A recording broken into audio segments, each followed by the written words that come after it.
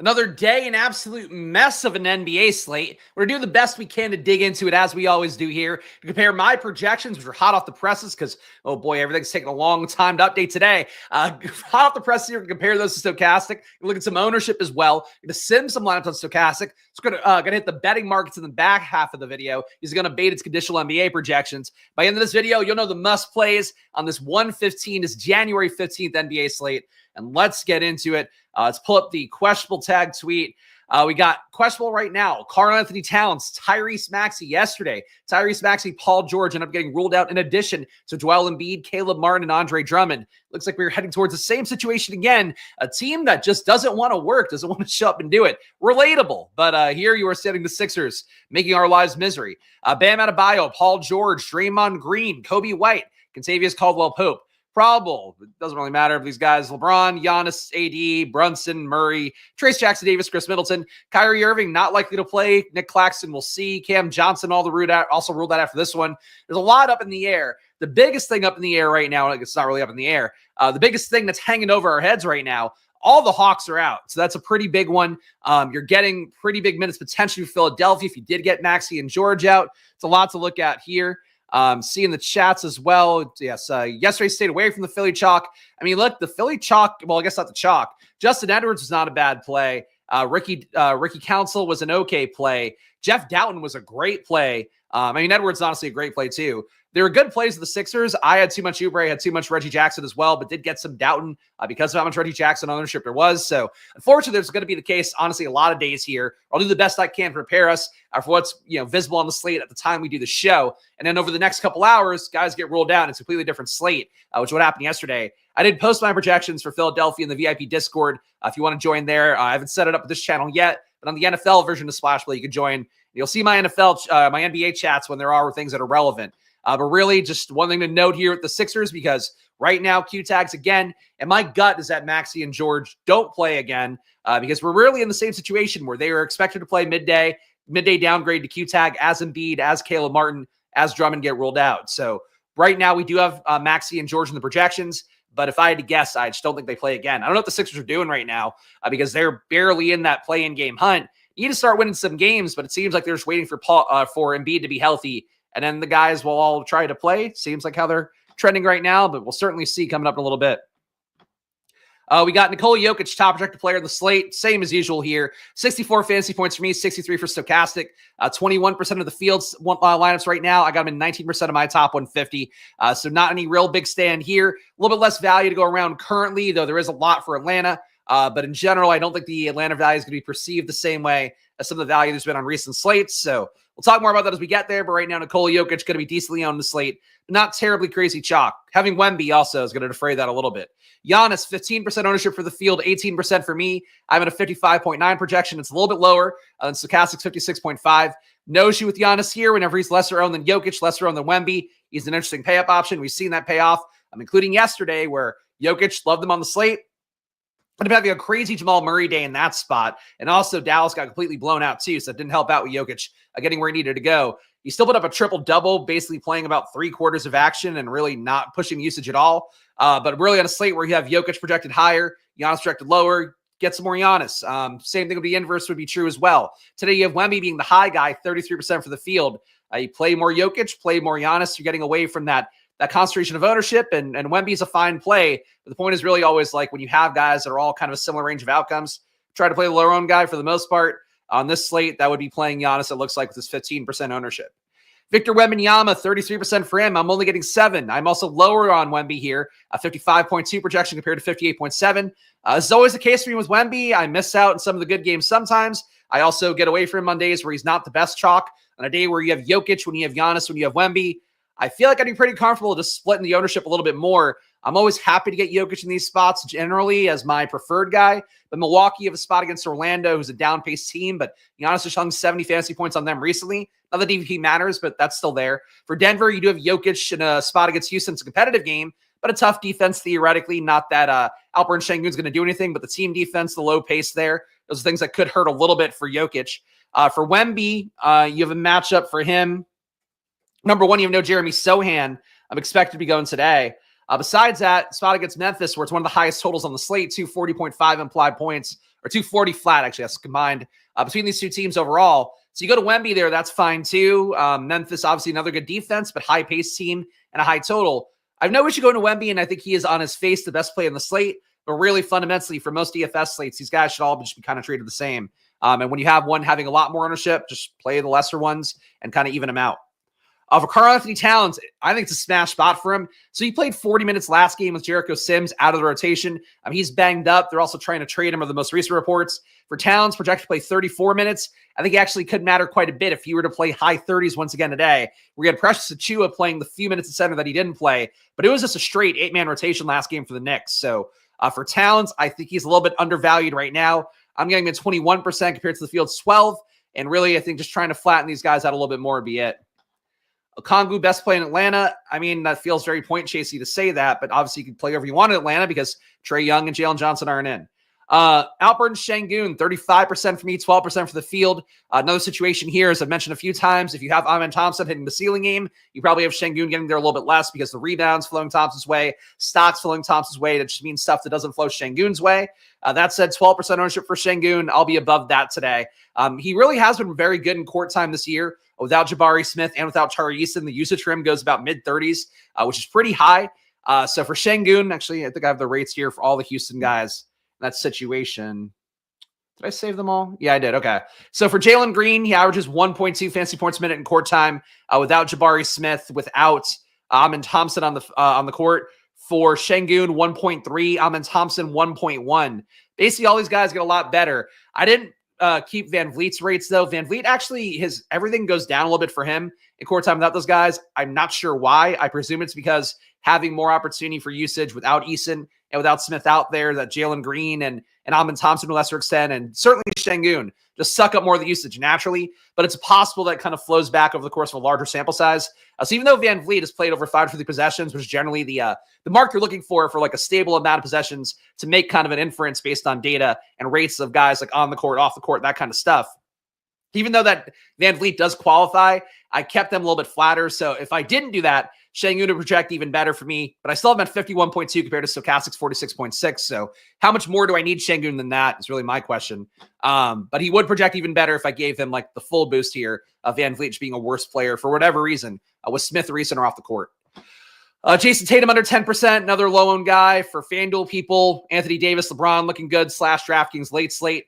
Tyrese Maxey looking fairly good if he does play today. A lot of minutes to go around. Still a decent total against the Knicks. That spread keeps moving a little bit further away, which would make me worry again about Maxey and George sitting. It was at -6 before, favoring the Knicks on the road. Now it's -8 favoring the Knicks. So seems like we're getting closer to Maxey and George not being out there, or at least one of them not being out there.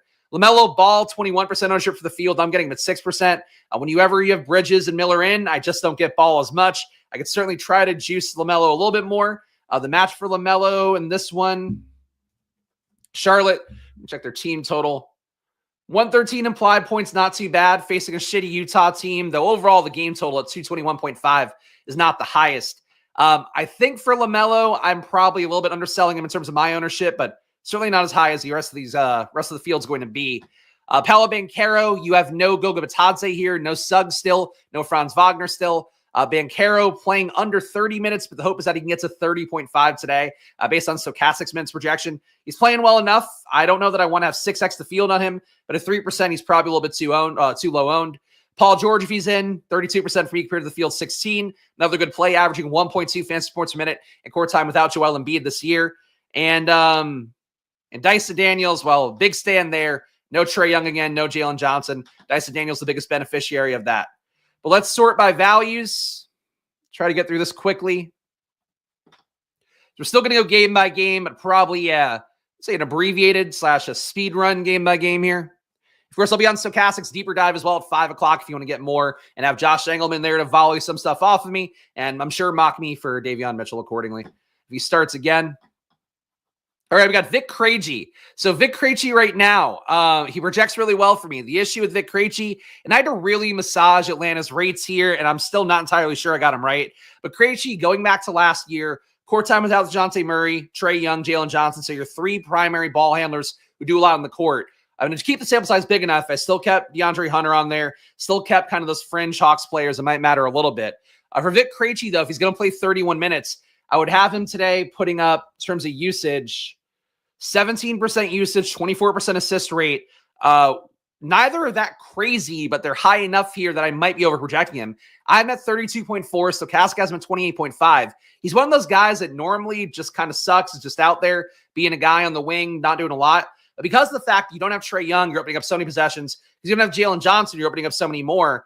The hope would be that Vic Krejci can get the assist upside, being there a little bit more, along with just scoring slightly more. So for today, for Vic Krejci, with the usage rates and assist rates I would give him, I'd have him putting up 13 points, 5 boards, 6 assists, which to me doesn't feel that crazy. For you, it's a little bit of a contribution in every category. So I would say at this point, Vic Krejci is still a solid play at 4K, going to be very chalky, and I got him at 80% of my lineups compared to the field's 41. So very big pro Vic Krejci stand, but I think with Atlanta being down, guys, especially too, they have some Q-tag guys right now that are in the projection set, but might not be available because they were supposed to play in the G League. Guys like, who is it? The Wallace guy. Keaton Wallace was supposed to be a G League guy today. Daquan Plowden is supposed to be G League, but might be available. I think there's one more too on here. Maybe Barlow and Goye, who are both centers, so they don't really matter too much. But basically, there's supposed to be a bunch of guys that could be G League tonight, could be available. Not sure how that goes, but it would make Vic Krejci look even better. Let's see. Felt like such an idiot moving off Krejci for Jackson last night. So if you get Reggie Jackson starting again, I don't know what to expect. I did watch that entire game though, and actually was on the treadmill watching it. So for them, I was watching it intently is really the main thing. Reggie Jackson didn't shoot. Like, he didn't shoot at all in the first quarter. Second quarter, I think he started to get a few shots up. Third quarter, he really pushed it a little bit more after halftime, but it's only out there for a few minutes. They just didn't want to see him yesterday, and it almost seemed like his direction, along with Eric Gordon's, were, you guys are out there, don't shoot. Let the young guys shoot. Let them do what they want to do. As a result, I think that you're probably not good to play Reggie Jackson tonight, even though he'd be another player. If you were to start again, like, you want to take the shot. But it was one of those things that I really observed aggressively yesterday, was just that Reggie Jackson was not normal Reggie Jackson. He tried for a few shots. Besides that, though, he's just kicking it to whoever else the secondary guard is, your Ricky Councils, Justin Edwards, and he was in. So for Reggie Jackson, the rates for him historically in court time, with all the guys that were out yesterday, would look good. But I think Nick Nurse gave him direction to not play the same way. So that'd be my concern for today as well, but we'll see how that goes. If he starts again, though, don't jam him in, I think, quite as much. I'd hold hands at the field lemon again, just take that shot. But it was really weird how he just didn't shoot. Kelly Oubre shot a lot. He just missed everything. Reggie Jackson was just was not even involved in the offense. All right, Daniel Gafford. So yesterday, we didn't have Derek Lively playing the second half. When that happened, you had Maxi Kleber coming in. I'm not sure that was a matchup thing because they were playing Denver there, also playing from behind, I believe, at that point. Check popcorn machine. Share this tab. So yesterday we had Lively came out after that first stint. They brought Gafford in. In the second half, though, they were already down a shitload of points. They were down, I don't even know, down 25 or so, it looks like. So they were down 25 points. Yeah, we're not talking about the Lively part. That's irrelevant to what we're saying. I know he was hurt. He's out today again. It's more about if Kleber's going to start here. I think Kleber started because of the fact they were behind and they need to get some guys who could shoot some shots up. I would assume it would be Gafford starting today, as it normally has been when Lively is out. But either way, you're probably getting some amount of Kleber in. I think Gafford's a better play here than the 25-minute projection. Because I think right now they're accounting for the fact that Kleber started the second half yesterday.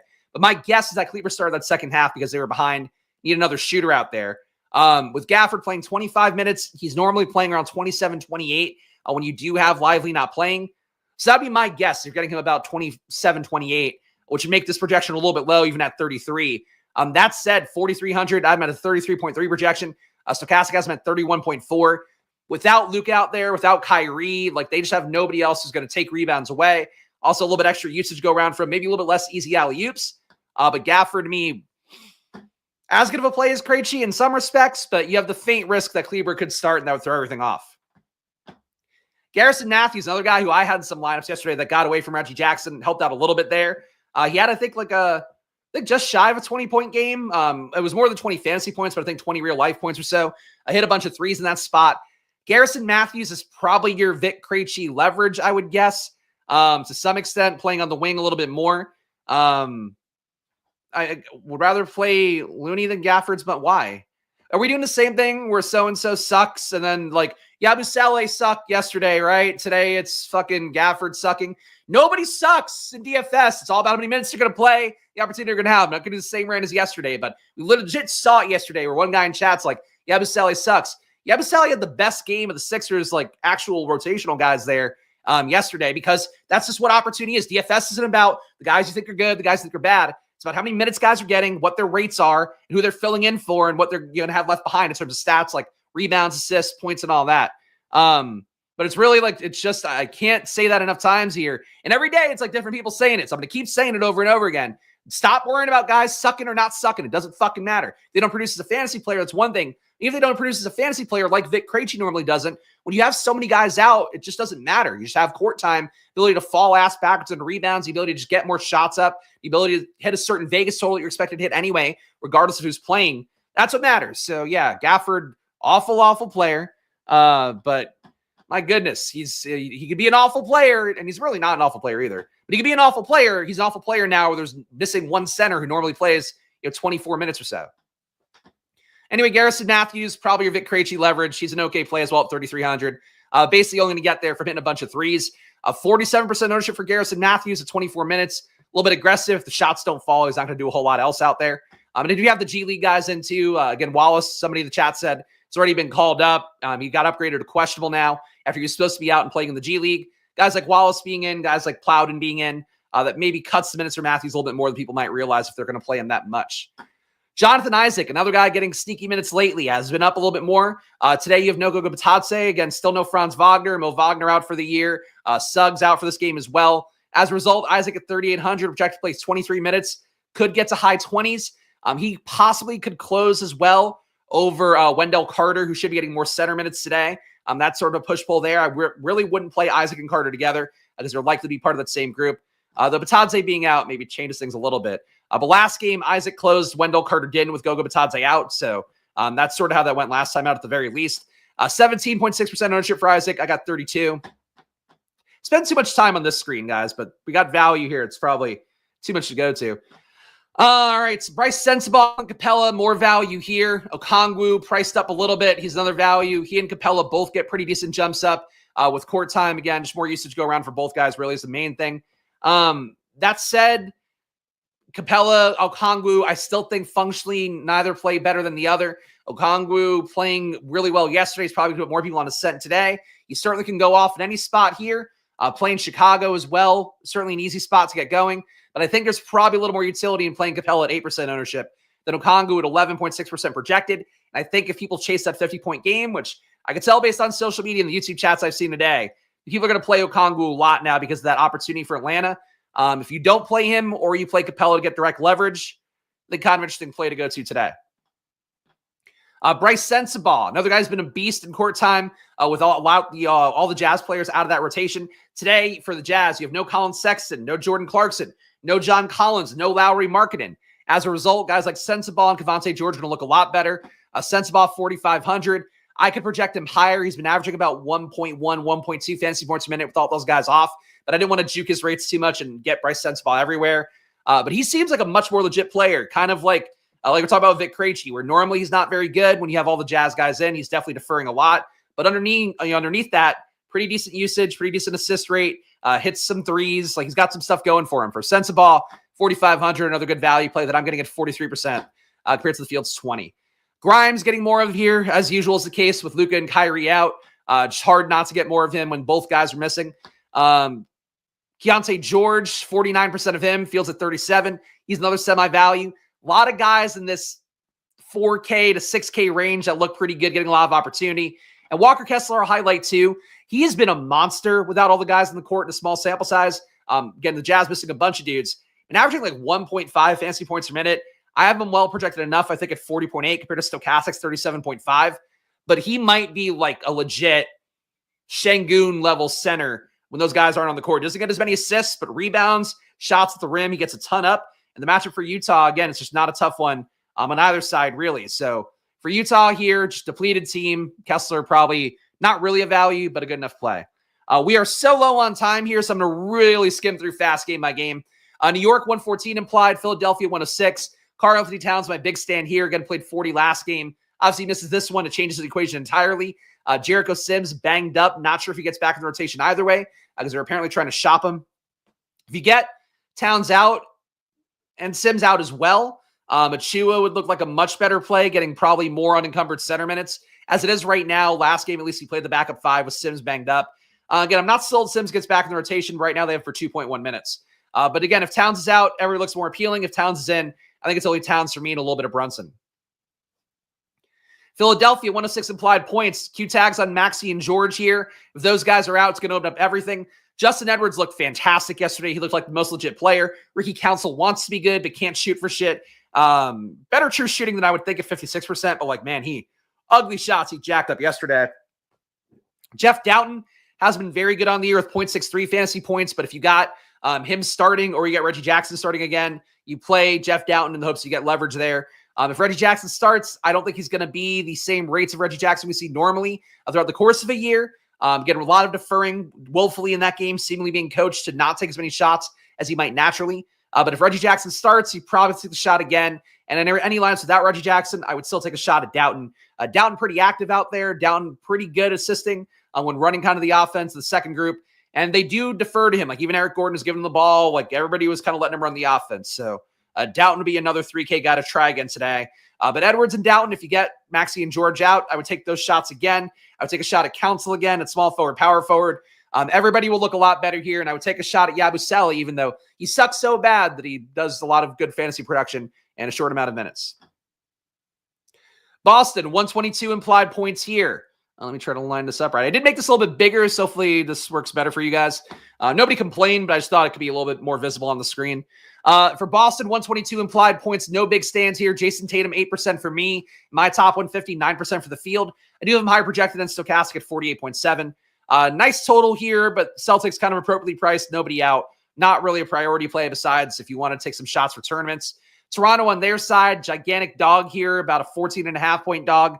You're not expecting Toronto to stay in this game that well. That said, if they do, it's probably because Barnes produced well, RJ Barrett produced well, Pirtle, maybe more rebounds if Boston misses shots. That's sort of your pathway, but none of these guys too highly owned. I'm getting Barrett at 5%, and my top 150 compared to the field's 2.3. That looks way better. Okay, glad to hear that. Especially on phones, I assume it'll look a little bit better. But yeah, besides that, for Toronto, really not a lot to like here. If they somehow shoot themselves into this game, though, versus Boston, they probably made it a little bit more in tournaments than it looks like at their price tag. But at 107.5 implied points, it's a really low total. The expectation is that they just kind of really shit the bed here versus Boston, which isn't a surprise, but Boston's blown these games before. Atlanta, 114.5 implied points. No Trae Young, no Jalen Johnson, no DeAndre Hunter. As a result, you're getting all the chalk here. I am low on Bogdan Bogdanovic. Juice the rates enough with how he's played this year, waiting that more. I'm not getting him more than 28 fantasy points. That's set at 4,600. Shooting guard, small forward, still a good play. Vic Krejci is my big stand here. I think trying to flatten out Bogdan and Krejci would be a reasonable thing to do. Kind of competing for the same piece of the pie. Dyson Daniels going against Chicago, turnover-prone team. Sometimes he plays at pace. Daniels can get there with just stocks and things like that. But he does get more usage, more assists, all that stuff in court time without Trae Young and Jalen Johnson. He's averaged... Actually, well, I don't think I have his average. I think I tried to soften his rates up a little bit. But I gave him today 23% usage, 6% rebound rate, 27% assist rate. So up on his normal averages based upon the historical sample size, going back to court time without Trae Young and Jalen Johnson. But I think he should be a good player at 7,100. That said, he's kind of like your Kelly Oubre yesterday, where he's the high-priced guy. If he were to fail, it could be bad. But that said, you're playing Chicago, still a pretty good total here, only a 6-point spread favoring them, favoring Chicago at home. I think you play Dyson Daniels, and he's hopefully one of your ways that they stay competitive in this game. Okongwu, I'm getting less than the field. Capella getting 2x it. That wasn't a choice made here, but I think it does make sense with how these guys hit. Yesterday, you have Okongwu going for 50 fantasy points. Certainly could do it again, but he's not likely to put up 20 rebounds again is the main thing. If Capella gets more minutes here, plays better, Okongwu gets in foul trouble. You could see him fail and Capella hit. So you want to flatten these guys out. I would get that. Playing 15% of each, I think it'd be logical. But I wouldn't go crazy on Okongwu, and I worry that people will do that. Again, box score chasing one day here. That was really good. He's always a pretty good player, but he's not that good every day. Capella and Okongwu on the floor together. I think they have that projected here with a little bit of overlap, but that shouldn't really be the case. See, yesterday, no overlap. Yeah, yesterday, no overlap. Just Okongwu taking minutes directly from Capella. I don't know why it would change here. They still have enough guys on the wing to do that. My instinct would be that no, they wouldn't play them together, but there's some chance here because rotation's small enough at this point. Garrison Matthews, a lot of ownership for him. Still getting him a good amount here, 1/3 of my lineups. David Roddy, not quite as into, getting him at 18 fantasy points compared to the field's 21%. I think for Roddy here, I know people like him a lot. He sometimes produces pretty well. Still, I have him at 0.77 here compared to 0.83 fantasy points per minute on the year. I didn't give him any rate boosts. He should theoretically see a little bit more usage, but like he's so down in the rotation, I don't feel comfortable with it if they're going to have Plowden out there, if they're going to have Keaton Wallace out there. Like, those are guys that take some opportunity away overall from the team, just extra minutes, extra bodies to go around. And people will play Roddy more than they probably should. When really, like Keaton Wallace, the same play. I'm getting both in their field though. But really, they're both 3K guys in the rotation. So play David Roddy if you want, but I wouldn't play him like more than Keaton Wallace. Is Krejci a must play? I don't think he's a must play. He's going to come up naturally a lot because of the allotment of minutes, the price tag, and all of that. He's certainly a fragile play. I mean, the main thing here is, again, going to be very similar to what you saw with the Sixers yesterday, where in projection sets, you're probably going to get, I would guess, 3-4 Hawks, most likely, maybe even 5. You probably want to cap yourself at 3 Hawks, 2 Hawks, maybe, to really isolate the ones that are outlier performers. Who that is, look, I think my lean based on the projections, I'm favoring Krejci the most. I'm under on Bogdan. The field favors Bogdan more, but is also playing Krejci a lot. I think the main thing here is, like, besides Dyson Daniels, who's kind of his own tier, Capella and Okongwu, their own tier, these guys are all functionally kind of the same guy. So take the shot on who you want. I would favor Krejci a little bit, but, Bogdan, I have a blind spot to because he just hasn't played that well this year.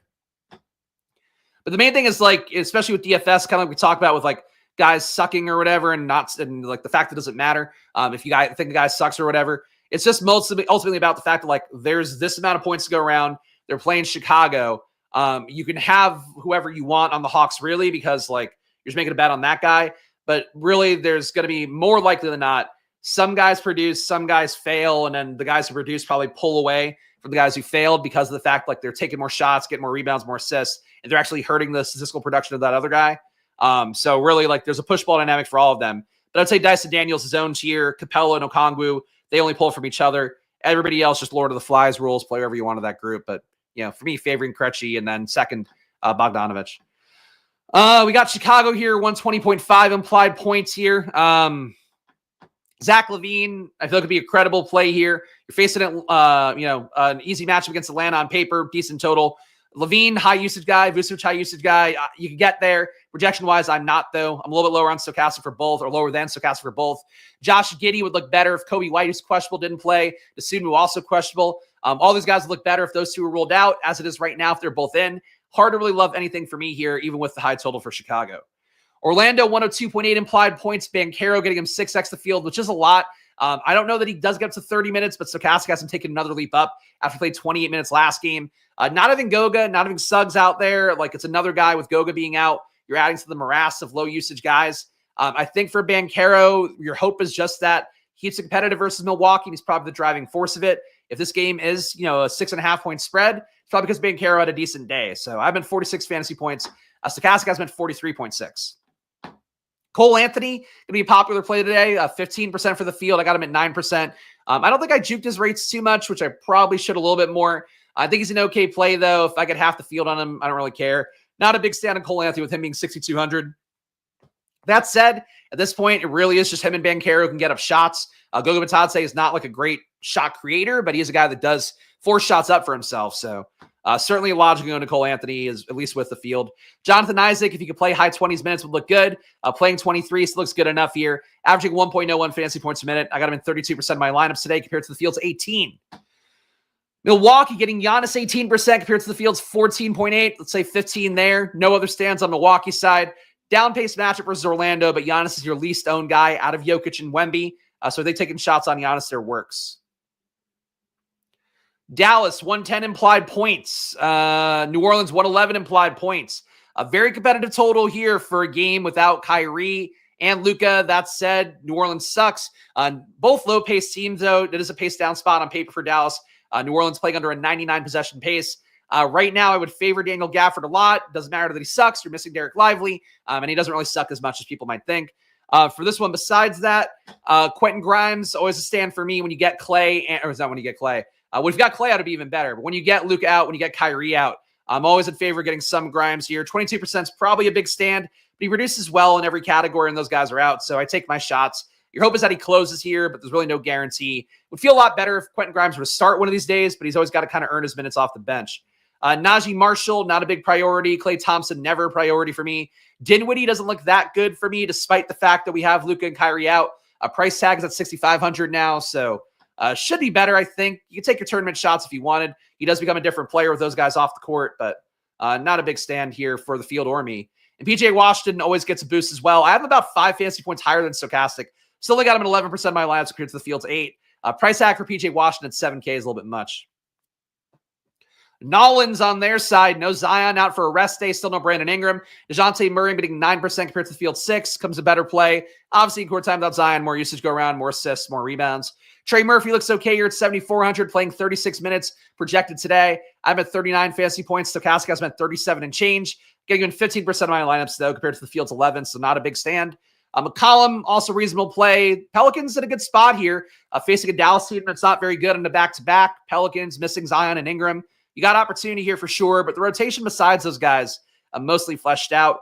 A faint chance you could see a Jeremiah Robinson Earl start here at 3K minimum. That could matter. More likely you get Javonte Green starting and not being that good, and Robinson Earl being okay off the bench. So none of that matters too much right now. Memphis, 121.3 implied points. John Morant in the thumbnail because the projections weren't out this morning, and somebody had to go here. Morant played just shy of 40 minutes last game, which is rare. Memphis overall, the rotation kind of consolidated where they played Pippen less.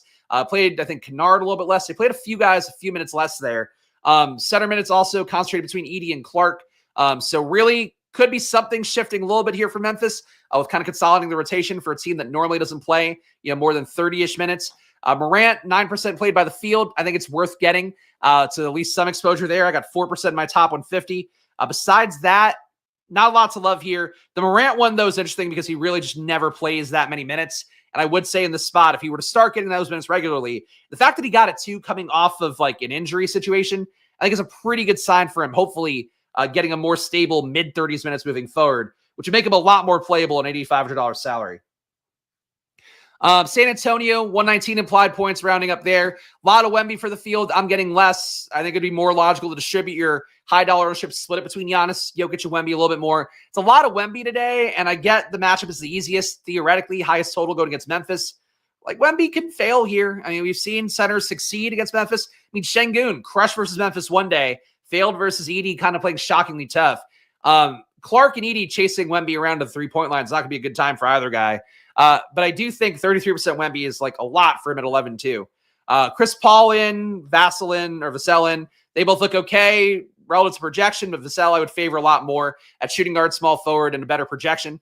Stephon Castle getting starter minutes with Sohan out. That's also a good value play at 4K. He's not been producing that well in the year, 0.81 fantasy points a minute, but probably to shoot better at some point with 48% true shooting. Houston, Şengün is a big stand here with their 114 implied points. I got Şengün 35% of my lines compared to the field's 12. Besides that, Amin Thompson tried to juke his projection enough, still can't get there. The price tag at 7,800 is probably too much. Field playing him 6%. Wouldn't shock me if it were higher because people think Amin Thompson is like a lock to get you 50. He's not, but he will do it enough times. People will think that. Denver, 116 implied points. Jokic, a little bit under the field here, but basically flat. Murray, I'm way under on. Is a Q tag. Somebody mentioned after he put up almost a 50 real life points yesterday. I don't know what happened with Murray, why he went that nuts. Murray's been awful on the year. Something's got to give there. The game before that, he played like 15 minutes. So that's sort of the natural push-pull that people like Utica have talked about, in particular with football, but like with the NBA too. Guy sucks one game. Next game, he's going to come out a little more motivated. That's where Murray's entire year has been. He's sucked basically every game. This time he came out motivated. That said, I wouldn't chase Murray here. The usage is still not reflecting that high. If you wanted to, you can, but I would still favor Russ favor Jokic here. Aaron Gordon, Q tag right now. If you didn't play Russ, we get a little bit safer. More minutes for Peyton Watson than those guys. That's that. Charlotte, low on LaMelo, as I talked about. A little bit high on Mark Williams. That's basically that. Utah, my God, there's so many fucking games on the slate. Utah, this is the big one. Big stand on Walker Kessler, 2x the field. Got Keontae George here, 49% compared to the field's 37. Sensabaugh, 43 compared to 20. When you're missing Clarkson, you're missing Sexton, you're missing Collins, you're missing Markkanen. It's a lot left behind here to go around for these guys. And they have some competent producers, in particular, Kessler, George, and Sensabaugh. If George, Sensabaugh fail, it's more likely Isaiah Collier gets there. But the rates don't support him taking a big jump upwards as a player. He's had the occasional spike game. He's still not very good. Same thing for Cody Williams. Same thing for Kyle Filipowski. But, Williams due to shoot better. Collier due to shoot better. You can't be in the league and shoot 41% true shooting. Golden State, we have that Q tag on Draymond, I believe. No Kuminga still. No Pajemski. Still nothing here looks that good. If you got Draymond out, I think Buddy Hield probably looks a little bit better at 4,900. Kyle Anderson gets a few more minutes. He's also a Q tag, I believe, too. Right now, not lots to read into with Golden State, and tough matchup versus Minnesota no matter what. And Minnesota on their side, nothing I like here. Two quality enough teams. Certainly Ant in a tournament you can always get to at 9,200 and hope he hits the upside. Not as soft a matchup as it was for Washington, though, so keep that in mind. Miami, no Butler. For FanDuel people, here's the screen. Here's Miami. Here's Lakers. Brooklyn, you're missing Cam Johnson. You're missing Cam Thomas. You're missing probably Simmons. You might be missing Russell, unclear. Brooklyn, awful team, though, but they're there. And the Clippers, you got everybody healthy here, but that's the Clipper projections for you. Oh, my God. Now we are late. We're going to go to the world of prop betting right now and unabated. But first, you still have to watch this video because that's the law. And I'm nobody here is above the law.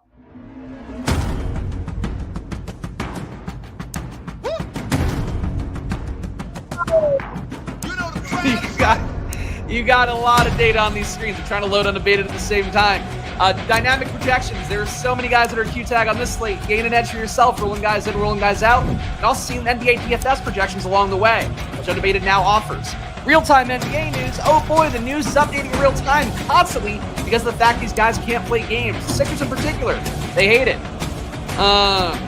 Graphs.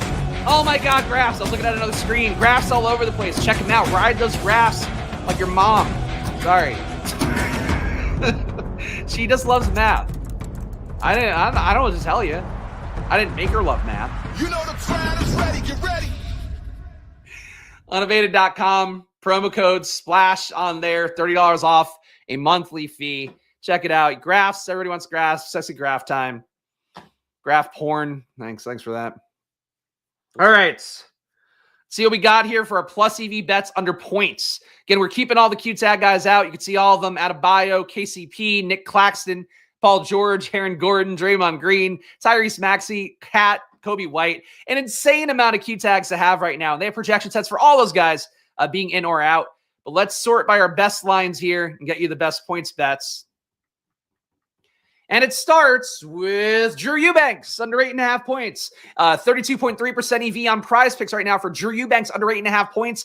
Not in play anywhere else. Alperen Şengün, over 20.5 points, plus 100 odds on DK Sportsbook. Gets a 16.3% EV. That one's not on your pickup sites, but you could play it on FanDuel as well, where it's minus 118 odds. But for the love of God, if you see a plus 100 or a minus 118 and the bet's the same, please take the plus 100 every time. That means you're not paying big on that bet. Davion Mitchell, probably starting again today, you would think, but he just doesn't do shit when he's on the court. Under 6.5 points for him, 15.1% EV for Davion Mitchell, facing Boston here. And that was on DK Sportsbook, minus 130 odds for Davion Mitchell, under 6.5 points. Ochai Agbaji, over 6.5 points. When you don't say that one often, it really doesn't roll off the tongue. 15% EV for Ochai Agbaji today, over 6.5 points. That one's good to go on FanDuel Sportsbook, and you can bet it on Underdog as well. Higher on 6.5 points there for 9.3% EV. Chris Middleton under 11.5 points, playing off the bench now. Good to go on PrizePicks, 12.3% EV. Good to go on Underdog as well for Chris Middleton under 11.5 points. You probably don't want it on the main sports books. Vic Krejci, the man of the hour, projected for over 11.5 points today by Unabated. 9.7% EV for Unabated at minus 110 odds on DK Sportsbook. You don't want it on your pick'em sites probably, and it's probably not good enough on FanDuel, and it looks like it might have just gone away. And Maxi Kleber under 4.5 points. Looking good to go in an Underdog pick'em. Again, probably not starting here, which does benefit Gafford. Was playing in the second half yesterday when Derek Lively went out because of the fact that They needed to get some shots up playing from behind against Denver. Today, you expect to be a Gafford start, less minutes for Kleber. Certainly can get in, but under 4.5 points here, 11.1% EV on Underdog. Rebounds up next. Oh, my Lord. It's amazing how every day I come in and I feel like lately I'm I'm going to get out on time here. I'm going to get done because I'm late to the deeper dive stream every day. I'm supposed to be there 5 minutes before and I'm always there 2 minutes. Somehow I'm the latest of all today. So if you hear me going more auctioneer mode even than usual, that is why. I'm going to resort this to make sure we get everything in. For our rebounds bets, of course, all courtesy of Unabated. Promo code SPLASH, $30 off. Harrison Barnes under 3.5 rebounds. A plus 124 odds here for Harrison Barnes on DK Sportsbook. 15.8% EV on there. Not available anywhere else, though. Desmond Bane, 15% EV on over 5.5 rebounds. Good to go on FanDuel Sportsbook. Minus 106 odds on there. You can also bet the Bane over on rebounds on Underdog and PrizePicks and get 9.3% EV for the Pick'ems. And still 13% EV on DK Sportsbook as well for over 5.5 and minus 110. I'll pull it up, but I'm not reading it. Mark Williams, under 9.5 rebounds today. I hate fading Mark Williams, especially against a dog shit team. The guy could put up 2 fantasy points per minute. That said, 14% EV for under 9.5 points. Plus 114 odds for Mark Williams on DK Sportsbook. Bettable as well on PrizePicks. The usual minus 118 there for a pick'em. For Mark Williams under 10 rebounds, it gets you 10.3% EV. Brandon Clark, 11.1% EV for under 5.5 rebounds. Going to go on PrizePicks, not on your main sportsbooks. And Jalen Green, a rounded up 8% EV on FanDuel Sportsbook. Plus 114 odds for over 4.5 rebounds for him. Assists. Sim those sweet little assists.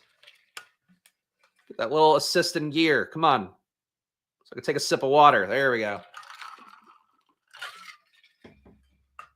All right, let's make sure to scroll down to pull them all in. Which is, I admit, kind of dumb, but whatever we do to make this work better. All right, Dyson Daniels under 5.5 assists, plus 120 odds on DK Sportsbook, gets you 13.2% EV. Good to go on PrizePicks as well, under 6 assists there, 12.3% EV for a PrizePicks Pick'em. PJ Washington over 2.5 assists, good to go at plus 135, 13% EV on DK Sportsbook. Anywhere else you could bet it, not the Pick'em sites and not FanDuel, so only DK Sportsbook or PJ Washington over 2.5 assists, plus 135. Trey Jones under 4 assists, good to go on PrizePicks, 12.9% EV. You take it on DK as well, where it's 10% EV for under 3.5 assists at plus 120 on Trey Jones. Desmond Bane over 5 assists on PrizePicks gets you 12.6% EV. Good as well on DK Sportsbook, 9.6 EV on over 5.5 at plus 114. And on FanDuel, it's over 4.5 at minus 160. It's still 9% EV. I'd probably take the shot at the plus money and the higher line, but both are still in play. Devin Vassell under 3.5 assists, 11.4% EV at plus 110 odds on DK Sportsbook, not on your pick'em sites. And Walker Kessler under 1.5 assists here, 9.3% EV. Good to go here. What do you mean no Nick Richards? No, there's no Nick Richards on the screen. It's not here. Nick Richards I don't think he's out. I think he's healthy unless that changed recently. I don't know why I'm letting random guys' names I haven't seen before dictate what I'm doing on the show. Yeah, Nick Richards is in right now, so I'm not sure we were talking about. Oh, just got traded. Oh, okay. Are we sure about that? I mean, I trust Zach, I suppose, but again, I don't know him. But if anyone wants to confirm that, please feel free. I'll check the Unabated Twitter. Let's run this sim for PRAs, though. Doesn't mean it's like a lock for Mark Williams, that they could just not play true backup center, and that'd be fine. All right, there's our confirmation. There we go. There we go. Richards traded to the Suns for Josh Okogie and 3 second-round picks. Okay. Yeah, so Nick Richards unavailable probably means that Williams plays his minutes ceiling, but his minutes ceiling is still like about 30 because of all his injuries. So you should take Mark Williams overs right now, I think, because of that. But I'm not sure it's going to create more DFS value, and the betting value is going to evaporate quickly. But yeah, I would take Mark Williams. Yeah, good call. Good call by Zach. Zach, first time in the chat, and he's popping in with breaking news. The Woj of our chat. All right. Wow. That Vic Krejci line. Vic Krejci over 17.5 PRAs on PrizePicks.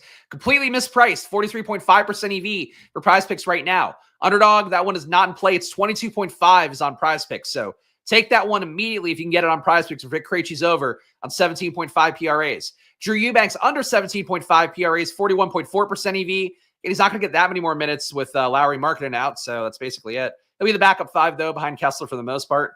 Maxi Kleber under 10.5 PRA is going to go on Underdog, 10.2% EV. We got Trey Jones. That's also 20.2% EV. I might have misspoke. Trey Jones under 11.5 PRA, 16.3% EV on PrizePicks and Underdog. Vika Zubac over 29 PRAs, 15.3% EV on PrizePicks, 10.3% at over 29.5 on Underdog. And Cody Martin under 12.5 PRA is going to go on PrizePicks with 9.7% EV. And last but not least, got a lot of jumping around here, Najee Marshall under 21.5 PRAs, 9.2% EV on FanDuel. And you can bet it on PrizePicks if you want at 7.5% EV for under 22. All right, the DFS sims. Let's see what's in here. I'm sure the Nick Richards thing is probably not accounted for. But let's see what we got in the pool. Let's generate these lineups in this tab. Of course, unabated, $30 off, promo code SPLASH. Stokastic, which I'm going to show you on the screen now, 15% off, promo code SPLASH. Link in the description to all of that. Underdog as well, where you get $1,000 of bonus cash. Support the show if you can by checking out the links in the description. They all go directly here to support the show in varying ways. And also, please, for the love of God, subscribe down below with the like button, leave a comment. Trying to get to 1K subs as fast as we possibly can. Thought we had a shot at doing it before the trade deadline, but I don't, or the All-Star break / trade deadline time. I don't think it's going to happen, but let's keep it going, guys, if we can. Again, I'm doing shows here every day. About 60% of people that watch these streams aren't subscribed, and candidly, it's just kind of a dick move. I'm one guy here doing the work here. I'm not a company. I'm just a person here showing you my gambling as best I can. Obviously partnered with a lot of great sites out there with all these great tools and all of that I get to show you guys on screen. But please, I'm just one guy here trying to build a channel up. So your subscribes, your likes, they all go an incredibly long way for me here as I grind as hard as anybody in the space every day. Just like this. Again, we do the grinding thing. You can't see my lower half, but this is clearly what grinding looks like. Let's sim it out. Look at that core working. That's what we say when I grind on stream. We're going to have 5,000 lineups here, simming out against each other 10,000 times. We'll see who gets our top ROIs. Anyway, what a mess. Thank you. I'm more than enough. I appreciate that.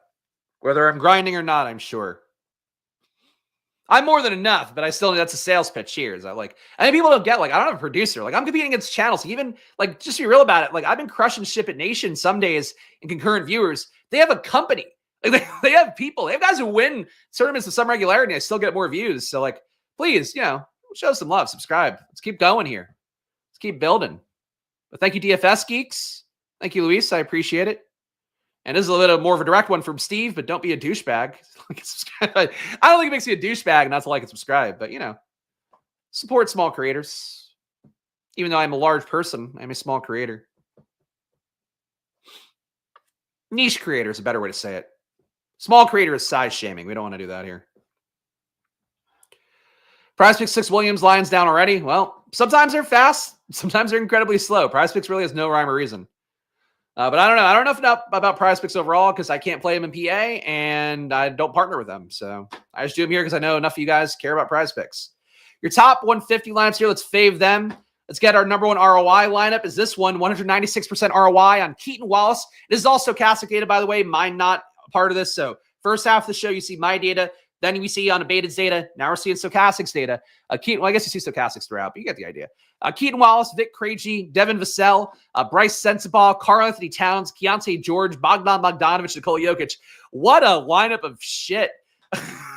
And then also we got Jokic and Towns. But man, that's the slate though. Very logical value. Keaton Wallace getting some of your cheap leverage in Atlanta.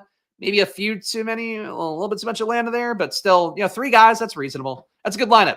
Josh Giddey at number 2 would look a lot better if you get Kobe White out and Dosunmu, at least one of them. Bogdan Bogdanovic, Devin Vassell, David Roddy, Alperen Şengün, Keaton Wallace again, Sensabaugh again, Jokic again. So Jokic making all these. Number 3 lineup is Jalen Brunson, Stephon Castle, Trey Murphy, Giannis, Daniel Gafford, Keaton Wallace again, Bogdan Bogdanovic, and Walker Kessler. Number 4 is Ja Morant, who, again, I will highlight the fact that he almost played 40 minutes last game is insane, especially coming off injury. I was really surprised by that. Ja Morant, Vic Krejci, Bogdan Bogdanovic, Jonathan Isaac, Karl-Anthony Towns, Keaton Wallace, Giannis, Daniel Gafford. And number 5 is Krejci once again, Stephon Castle, Devin Vassell, Paolo Banchero, Porzingis, Keaton Wallace, Sensabaugh, Nikola Jokic. mean, look, you get a pretty obvious read here. They want you to play Krejci. They want you to play Sensabaugh. They want you to play Keaton Wallace more than I would have thought. Vassell more than I would have thought. And Jokic just paying up for him a lot. They're not going the Wemby way quite so much. First time here, but after a few shows on Stokastic, came to watch just your show. Thank you, Zach. So the sales pitch works. I'm surprised. I appreciate it. Thank you for coming by, Zach. And Zach, again, coming in and breaking news. So more power to Zach today. Zach wins the day. Keaton Wallace, your highest ROI player right now, according to Stokastic, 14% ROI for them. Paolo Banchero, 3% ROI for him. Your number 2 guy. Everybody else in the negatives, but still your top guys would be Towns at negative 3.2, Kessler negative 3.3, Devin Vassell negative 4.2, and Josh Giddey negative 6.3. Why is so much Giddey? That's so much Giddey. They love Keaton Wallace, not even on my radar. I mean, right now I have Keaton Wallace for 17.7 fantasy points. They have him for 23.2. I don't know how. He hasn't been that good on the year. 0.71 fantasy points a minute. I played him the one day when he was chalk when Trae Young was out like months ago, and it went terribly. Not that that's a reason not to play him today, but, you know, he didn't fucking help me out then. Bogdanovic, 75% exposure in the top 150 compared to the field 64. Vic Krejci, 61% exposure in the top 150 compared to the field's 40%. So Vic Krejci, popular play for me, popular play for Stokastic. Daniel Gafford, 57%. Even though he may suck, you may think that. I get it. Still play the guy because there are going to be a lot of center minutes to go around. He's likely your starter against New Orleans. 57% exposure compared to the field's 51. Keaton Wallace, 55% compared to 11. That's a huge stand on Keaton Wallace. Though that projection could fall. I would be careful with Keaton Wallace because I just don't have it that close. Devin Vassell, 47% compared to 26. And Stephon Castle, 37% compared to 27. Your highest leverage guys right now. Keaton Wallace, 44% more than the field. Devin Vassell, 22% more than the field. Vic Krejci, 20% more. Giannis, 16% more. So you're getting more Jokic, getting more. Actually, wow. So you're just fading Wemby. So that's funny. The sim is doing exactly what I said to do. You're getting more of Giannis, more of Kat, more of Jokic, and I presume less of Wemby. So still getting a good amount of Wemby, but like it's just too much Wemby ownership right now with a third of the field expected to be there. For negative leverage, you're getting like no Garrison Matthews, negative 38% leverage on Garrison Matthews. You got there by the skin of his teeth yesterday. Granted, Trae Young was in. Again, no guarantee here. If he misses his threes, he's not going to do shit. It's a lot of ownership for Garrison Matthews. I don't know if I'd fade him as much as they're saying, but 7% compared to the field's 45. Negative 9% leverage on Paul George, negative 8% leverage on PJ Washington, who I think is an okay play, but not great. Okongwu, negative 8% leverage as well, so fading him after the big box score day. Negative 7% on Wemby, and negative 6% leverage on Najee Marshall. So that's the Stokastic version of things, guys. Real fast, I'll give you my splash plays for the day, but make sure to hit that subscribe button, hit the like button. Again, as Steve said in chat, not me, don't be a douchebag. Hit the like button, subscribe. Again, just please support the show here. I'm competing against companies. I still show up and do the work here every day. Make sure you guys are getting value out of this. That's my promise here every day, Monday to Friday at 4 p.m., and I will show up and fill my half. So show up and fulfill yours and hit the like button, subscribe. Check out the sponsors too. Underdog, $1,000 in bonus cash. Stokastic, 15% off. Click the description. That's in perpetuity as well. The best deal they have is what? Am I pointing the right way? There. The best deal they have is this one right here. The other ones they have when they give away promos on their shows, it's like they do it during that stream and then that's it. For me, it's because it's a different deal. You get 15% off every month moving forward. Unabated, $30 off. Promo code SPLASH on there. And that's that. So splash plays for the day.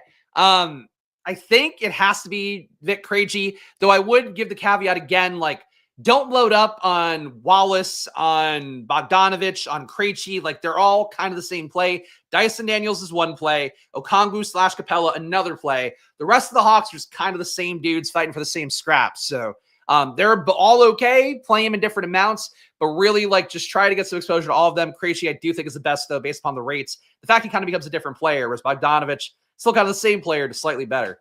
Other splash plays of the day, there's too many on this fucking slate. If you were to get the Sixers guys out, I would really be a big fan of going back to Justin Edwards and Jeff Doughton / Reggie Jackson. Going to get a lot of those guys if those guys are playing and you get Maxey and Paul George out. Daniel Gafford, I'll put the cape on for him too. I think he's another good player as well. I think that's it, guys. So I got to run over to Stokastic before they kill me. Gamble responsibly, even though it's money time. And I'll see you guys on the deeper dive in a few minutes if you're watching there. Now I'll see you tomorrow at 4 p.m. again. Enjoy your days. Good luck. Bye-bye. Love you. Whatever. Bye.